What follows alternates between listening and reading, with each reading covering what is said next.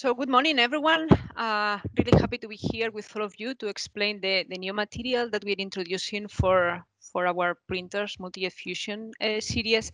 I have here with me Rebecca from Ebonic, who is the partner that we have been working with to bring this material to the market. And then we have two of our customers, Jesse from GoProto and Alex from Fast Radius, who have been really the ones that have validated that the material that we are bringing is meeting their needs. So first of all, thank you for all the work that we have been doing together, and thank you for being here with me, sharing your experience.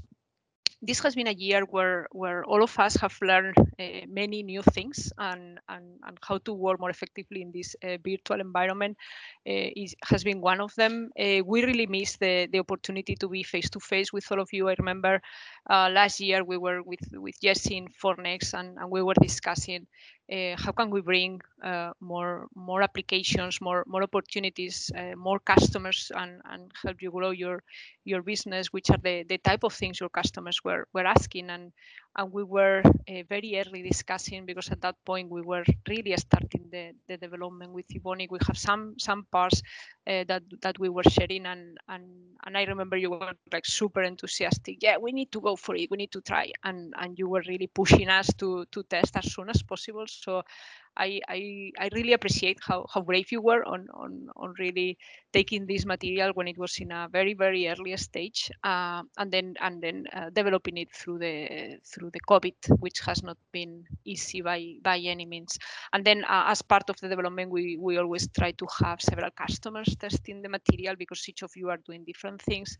And then Alex and the team were also jumping in to see what they could do with this material. They had other elastomers they wanted to compare. So we had many virtual meetings. I remember one day with Jesse talking about, the post process, you were doing chemical polish. He was showing me pictures, and then I was like, I need to touch the part. So he really sent me the part that I'm holding now. Is like magic coming from here. So it's really very different when you can actually touch the parts than when you are seeing them in the virtual environment. So it's really a pity that we cannot be face to face together, and you cannot really touch this amazing material and see the properties it have. But hopefully everything will come back to normal next year, and will be back. In the meantime, I'm sure they will be very happy to send you samples of this material, so you can actually see and test what it can really bring. And I really thank you for your work, thank you for your commitment for bringing this to market. It has not been easy, but our engineers have been working non-stop to make it happen, despite everything going on around us. So the material, as I was explaining, has been developed together with Ebonic. I think everyone knows Ebonic, and I'm sure Rebecca will explain us in a minute about the company, and especially I want her to explain a bit the chemistry and why this material has the properties it has, because I think when you understand where is it coming from, it will make much more sense what we will be talking. The material is going to be available for our 4200 printers. When we introduced them, we committed to be developing materials for the printers. A big part of our install base is still in 4200, and many of our service bureaus that have fleets of 4200 wanted to have an elastomeric material. So we have brought this to market for them, and we expect that they can really feel a bit of the capacity that they have in 40, and maybe potentially bring 5200 for other applications. If I need to summarize what this material is bringing, and I will just give a glimpse on the value proposition, because at the end it will be our customers who will tell us what they are using this for. At the end, it's a material, it's an elastomeric material, so it's flexible and lightweight. it has the probably one of the best rebounds in the market, and this makes it very suitable for sports application, as you will see on the examples that we have. And it also has a very good performance at low temperatures. So for winter sports in particular, it doesn't lose the properties as some other materials do, and therefore it can be a really good material for prototyping those applications.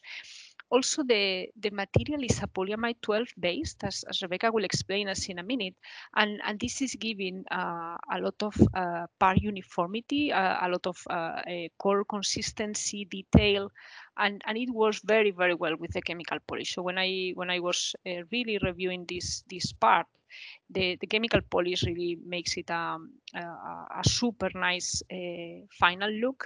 And you can see also it's easy to process, it's easy to clean. So you see or you don't see, yes, you see the little lattices that were clean, and believe me, I have seen thousands of parts at this point in my life, and I really look for any little powder that can be attached, and then with the chemical polish is even worse because you can actually see everything. So I'm sure they spend time cleaning, but it's absolutely perfectly clean, and those lattices are not easy. So it's really a much easier to process than other elastomeric materials, and for that we believe it's going to be also very beneficial for our customers.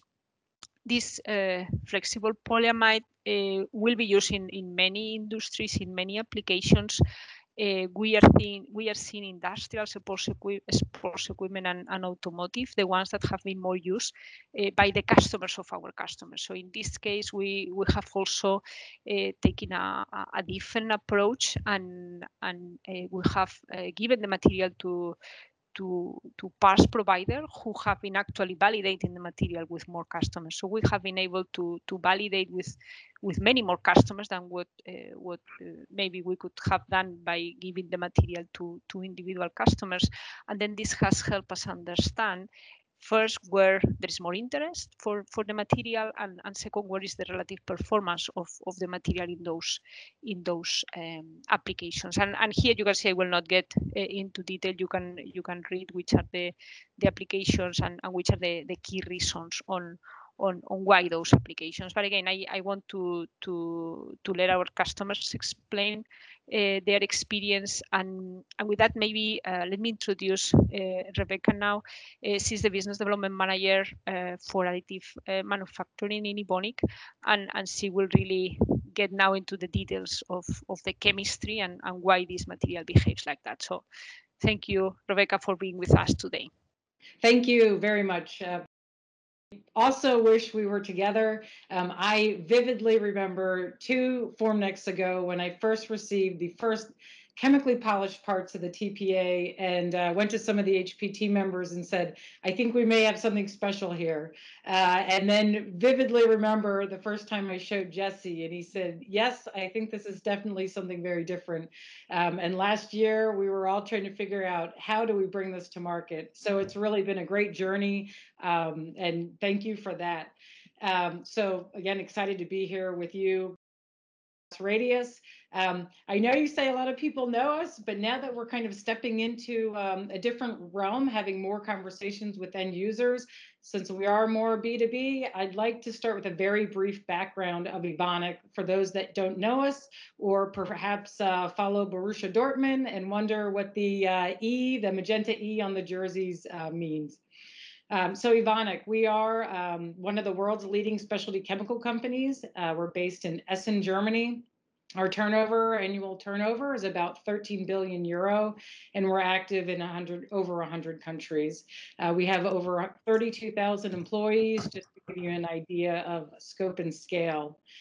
Leading beyond chemistry, we work toward a common purpose of improving life now and in the future.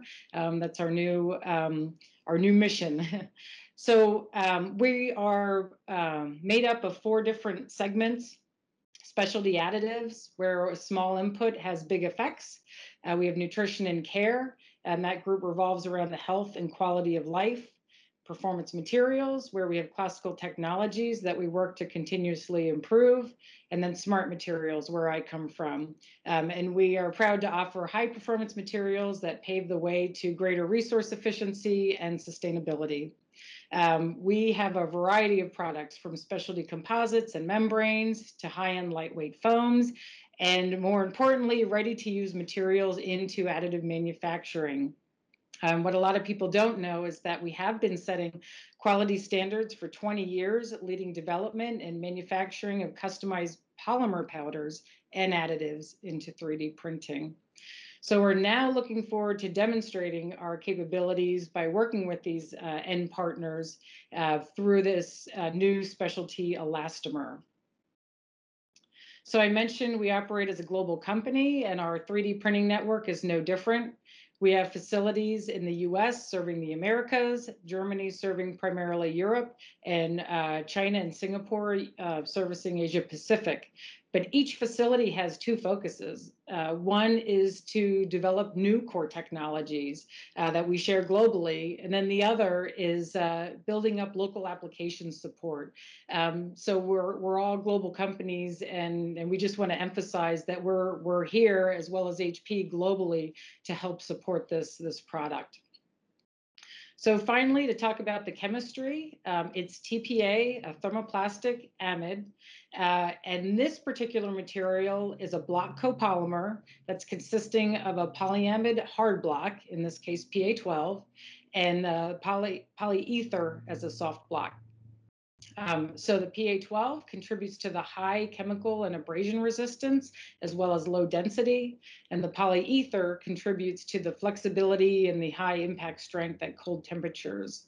And what you end up with in the block copolymer is a specialty elastomer that's known for its low density, which means lightweight, its high energy return, high elasticity, and most importantly, as Virginia mentioned, a broad processing window similar to PA12. Just to give you a little idea of how the material is used traditionally, more in granules and other ways, it can be molded, extruded, or foamed, and it's used in applications typically like midsoles for high-end sports, for either shoes, as well as tubing for automotive and medical catheters. And it can range in hardness between about Shore A of 75 to Shore D of 68. And this offering from us is probably the softest that we can go and really get the material to process, and it's about a Shore A of 90. But it's been an incredible journey to work with HP and with the partners to make this chemistry available in the 4200. And I'm just so excited. And now we'll turn it back to you, Virginia, to hear more about the applications. Thank you, Rebecca. So now is the time for our customers to really share with us what has been your experience. So Jesse and Alex. So maybe we can start with Jesse from GoProto. Maybe you can explain us a bit what has been your role during the TPA development, how it has helped your business, what are the opportunities that it has opened to you, and a bit what has been your experience. You were really the pioneer here. So would you do it again? Thank you very much. Appreciate the introduction. And yes, like Virginia and Rebecca have said, we're very excited to be part of the introduction of this new material. It's offering new solutions to old problems that we've had for decades. And that's a really exciting thing to be able to bring to market.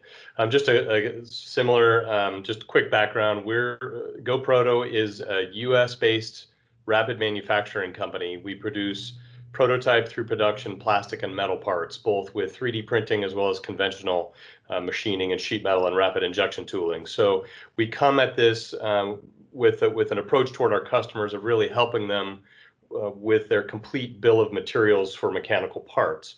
And often in that bill of materials are elastomer parts, whether they be bumpers on the outsides of an electronic enclosure, a laptop computer, healthcare equipment, maybe rollers that are on a conveyor belt, or they're soft end effectors for robotics, footwear, athletic equipment, lots of different applications where elastomers come into play.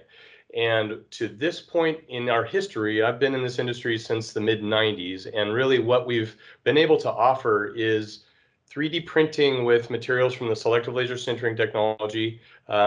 Within the last probably 15 years, there's been some elastomers that we all know from Objet and some of the technology on that side. Then there's, of course, the DLP technology that's come out with some elastomers. And then there's cast urethane, which is often like if someone wants to run 1, 5, 10, 20 parts, then cast urethane might work. But all of those materials and processes that I just mentioned all have got significant limitations. They may be things like they fall apart when they get cold, or they become, if it's a photopolymer, they become brittle over a fairly short period of time, or they just feel bad. Like they don't feel rubbery and elastic like you would expect a production elastomer, a rubbery type material to feel. So we've run into this limitation over time that this new material, as Rebecca mentioned, when we first started looking at it and seeing sample parts, we very quickly recognized that there's a massive market potential here because this material and this multi-jet fusion technology allow us to make these parts in this material that can now do what customers need with geometries that may not be able to be made with conventional manufacturing. So you can get lattices and undercuts and even trapped volumes. You can do things like bellows that have very complex shape. I'm holding up a part here. Hopefully you can see things that you just can't make really any other way. So the market potential was huge, and we jumped on it very quickly. So it's immediately helped us answer questions with our customers. So it's helped our business immediately in a very good way. Fantastic. Great to listen, Jesse. So what about you, Alex? You also have some other elastomers in your facility. So why did you decide to test TPA, and what has been your experience with it? Yeah, thank you. And we are also Fast Radius very excited to be a part of this program. And we are a full solutions manufacturer as well. And really over the last few years, I've worked with numerous customers in different industries, helping them develop additive manufacturing capabilities internally and externally, and helping them identify applications that are suitable for their processes. And so when we look at a lot of the materials that we have in-house today, the other elastomers, they've really grown over the last few years, especially like as Jesse mentioned, there's been new capabilities. But there really hasn't been one that has really met the entire use space for elastomers. And so when we look at the benefits that we've seen with TPA, it's really the combination of the MJF process plus TPA. A lot of the other technologies out there have issues, whether it being, like Jesse mentioned, like overhang angle, or how are we going to mount this to the platform? We don't have those issues anymore, right? We can really open up our design space and really grow all the different features that we haven't been able to before. A key example that we talk about all the time internally is we do a lot of lattice development work, foam replacement, dampening. And so with this new technology, like we can do some really crazy things. So you guys can see this or not, but we've designed a full shoe out of one material, right? Wow. Something that would typically be designed out of many different materials, right? We were able to do with just one. I mean, this is something you can't really do. You can't do this with any other technology. This is amazing, right? So we're very bullish on this. We're very excited. A lot of new opportunity here. Okay, so we've been talking about on what are the properties the material have, and we'll talk about the rebound. Maybe some people in the audience is not super familiar. First time I heard the word rebound, I'm not a mechanical engineer myself, so it was like, what is rebound? So I remember Jesse explaining with a part in his hand what is rebound. So maybe Jesse, you can share this with the rest of our audience so that they can also learn from you if they don't know yet.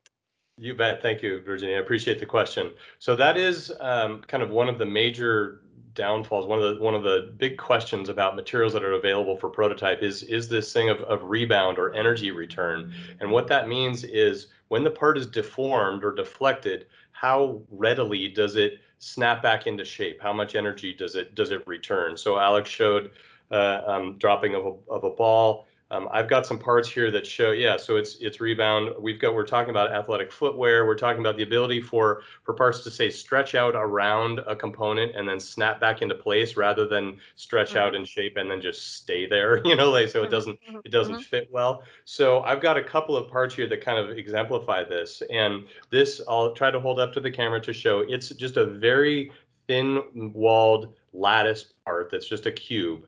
And the exciting thing about it, again, we've got a little video delay, but I'll try to show it slowly, is that I can crush it all the way down and let it go, and it snaps, pretty much right back into shape. So the energy return and its memory, it will come back to shape is incredibly powerful. So when you think about things like helmets and footwear and things that are going to need to, like bumper pieces for cars, things that are going to need to compress and then rebound with back into full shape, that's a limitation that, say, any of the parts from Objet or the materials from Objet, SLS struggles with. It really speaks to the power of this. So there's compressive, and then also this part is just it's a part we just made up to show that the material can stretch and then go back into shape.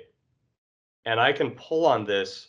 I'm incredibly strong, and I can pull on it as hard as I can, and it won't break. Like, it's incredibly durable. And not only can I stretch it, but I can then take it and scrunch it up into a little ball and then let go, and it goes right back to shape. I mean, I kind of have to hold it because it's the last where it flops down, but it's just showing that essentially rebound is just dealing with when something squishes down, how readily does it pop back? And this material, that's the kind of thing that just made me think, wow, this is an incredible material that's going to go.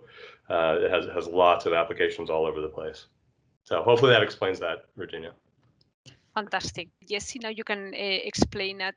You already explained a bit what are the applications that your customers are having. Maybe you can go a bit deeper on what your customers have been requested. Now that you understand better the material, what is like the sweet spot, what are the things that you would recommend your customers to test, and where the material really shines? Yeah, that's great. Great question, Regina. Thank you very much. We've worked with this material through the alpha and beta stages. It's been about a year.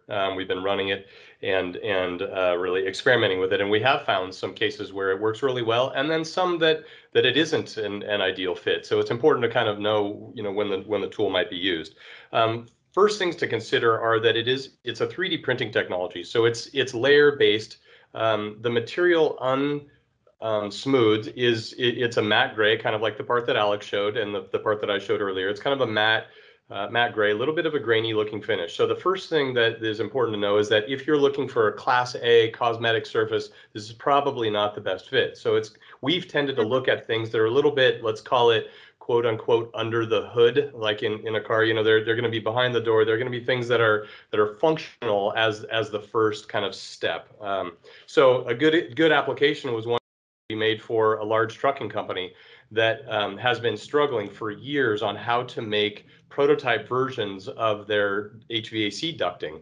And this is a very complex shape to manufacture. It requires production tooling because it has this shape that's undercut, this tube that goes around a corner. So you can't make it with traditional, prototype processes very well. You can't have a core and cavity that go inside here easily and pull out. So the compromise, as I mentioned earlier, would normally be to say cast this in urethane. But when you say put it on a truck and run it and it gets warm, it maybe gets exposed to automatic transmission fluid or oil, then the cast urethane starts to fall down. So this is a case where we came in and we printed this. We actually tried it first in the TPU material that's available in MJF, and it was too rigid.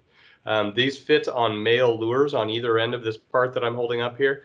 And it needed to be able to stretch around the male fitting here, and the TPU was just too rigid. It didn't work. It wouldn't stretch out over it. So we made the parts in TPA as soon as that material was available. As I mentioned, that was close to a year ago that we made this, and it worked beautifully for the client. And then we'll talk about a little bit later with cosmetics, but we did go the next step and smooth it so that it looks like a production part. And then I'll see. Hopefully, it'll show in the video, but you can take it and flex it, which the customer had to do in the application. They had to take it and fit it around the radiator and the parts of an engine, and then flex it out over to fit on the male lure fittings, and then run the engine, and it works beautifully. So that's become a repeat just different shapes. You think about all the applications. This is one application, but you think about you could do that for electronics. You could do it for, say, cable management kind of parts. There's a lot of ducting and things on things like appliances and electronics and robotics. And, there's so many of this kind of shape of part all over. It may not be something you think about, but even look in our backgrounds there with the HP machine with all the airflow equipment, that's all the airflow pieces that are coming off the top of the printers. This kind of stuff lives everywhere, and this material now is something that we can really effectively use. So just a couple other quick ones. We've made a bellows. We took this shape and made another small part here that's a little tough to see. Again, in person it'd be great, but this is a tube with small little bellows in the middle so that it can flex. And then it has the undercuts that are inside. So this shape is just revolved on the inside, and it's impossible to make with cast urethane. Alex mentioned if we tried this in FDM, we'd have supports that we wouldn't be able to remove from the inside. If we made it in SLS, it would end up being brittle and wouldn't have the isotropic properties of being able to stretch in all directions and live. It would probably fail pretty soon. So this is another great example. Then Alex showed a footwear piece, but it's important. This part's a little hard to tell, but it's got these crushable hexagons in the middle. Let's see if I can kind of hold it up a little bit more. Geometry that just can't be made any other way. And this is something this is a little bit more complex for people to understand how to do lattices. And the idea of tunable lattices where you could have, say, less infill in the center and then more toward the outside, or vice versa. If you wanted support more in the middle, you can start to get into mass customization of things like footwear or other padding applications. And that's been something that we've had some great success with. So we've actually seen it in lots of different industries. We're talking about crash test dummies, electronics, automotive, robotics. We've seen sportswear. You mentioned cold weather applications. We've seen it on a snow skiing assist robot, basically something that you strap onto your legs and it gives you assist to help with the old thigh burn. And it has a lot of elastomeric parts to have it help fit onto your leg, and it's performed beautifully there. So we've seen it in a lot, and it really just continues to impress. Customers continue to feedback that it's great material. Yep, fantastic. So it's great to hear so many applications, so many exciting opportunities. So Alex, are you seeing the same things on your customers? Are you seeing slightly different applications? Yeah, I think a lot of the conversation that Jesse, or the applications Jesse just talked about, resonate with us very, very well. I think we tend to get a little bit more into this, design space, thinking outside the box of like lattice development. We do a lot of like that custom tuning that Jesse spoke about.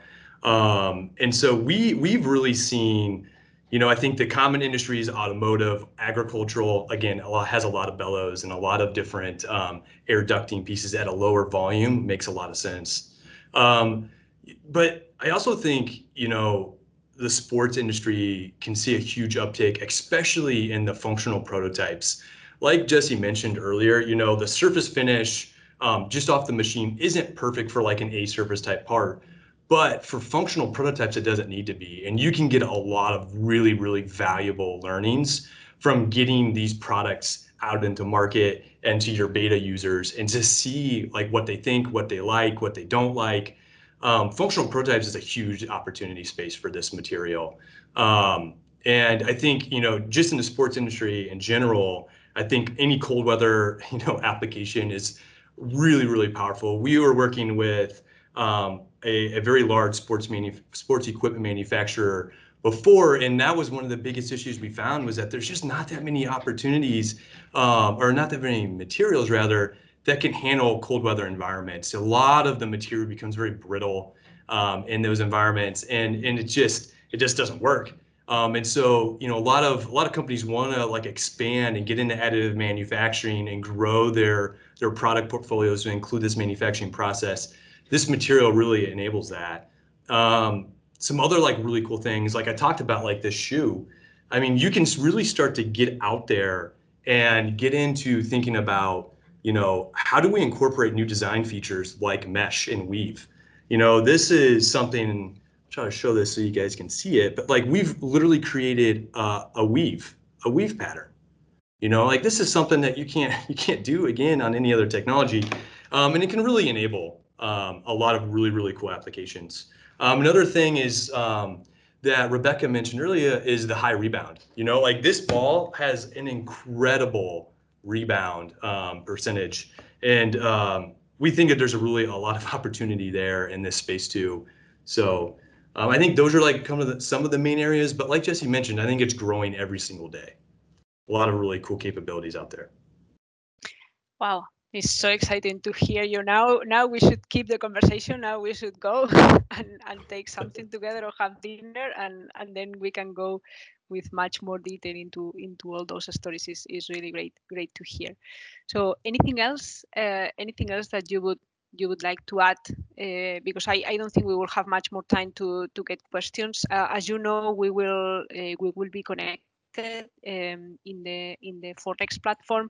So we really encourage everyone in the audience to connect with any of us directly. We will try to get as much replies as possible within this time frame. But in any case, we'll try to follow up with all of you. It's really a pity because it will be more a one-on-one conversation, and really when we are face to face, we can get so much done in such a short period of time. So we really hope to see you face to face next year and share with you what we are working on.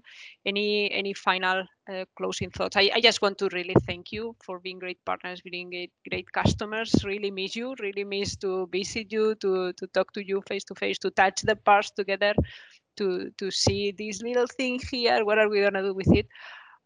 Really miss that, but I'm sure it will come back very soon. So any closing comment from any of you? Same thing. This material is incredibly exciting to be able to go from prototype through production. It's a production material that's reformulated to print on the 3D printer. So the path from early discovery through bridge or even final production, and then if you do need to go into injection molding for a higher volume or whatever, then you can with a material that's very similar. You know, Evonik offers that whole path, so it means that you don't have to make a compromise for your prototype portion of your early development parts. You're going to be prototyping in a material that is a production material. It's just made a different way. It's incredibly powerful. So there are lots of applications, things to talk about. It's kind of hard to address every possibility, but we just wanted to impart some of the basics so that you can kind of see and get your wheels turning, think about the applications that you might have, the troubles that you've experienced in the past, and then contact Alex or myself, Alex at Fast Radius or myself at GoProto, and we can help you with testing and go through and give you more information on the materials. So again, thank you very much, Virginia and Rebecca and Alex. Really exciting to go through together. Yep. We'll put this video to all our engineers who have been really working hard to make this happen, because at the end it's like you can say whatever, but it's only when your customers validate what you have been working on, when you really know that you did it. So yeah, we'll make sure all our engineers know that. Thank you. So Alex. No, I think I really appreciate being a part of this process. It's been very informative to us at Fast Radius, and we've really liked just learning more about the material and getting into these applications and talking with our customers about it. It's been super exciting. One of the other things that we didn't really have time to talk about, but it's just the processing capabilities of this material and how easy it is. I mean, we pride ourselves at Fast Radius about being and developing processes that are super robust. You think about injection molding and how it's, a very stable, repeatable process. We do the same things at Fast Radius, and our, manufacturing folks are so excited about this material because it enables the same workflows that they use with PA12. And so they're very excited about that. We weren't really able to talk too much about it today, but again, it is very exciting for us with how easy that is. Yeah, same here. It's been so great working with everyone. I really appreciate this. The processing comments, thank you for bringing that up. We knew we had that part, but really getting customers to validate that what we thought may be good for the end market really is. So that's just really exciting, and I look forward to seeing everyone in person sometime soon, hopefully, and we can all celebrate and exchange parts.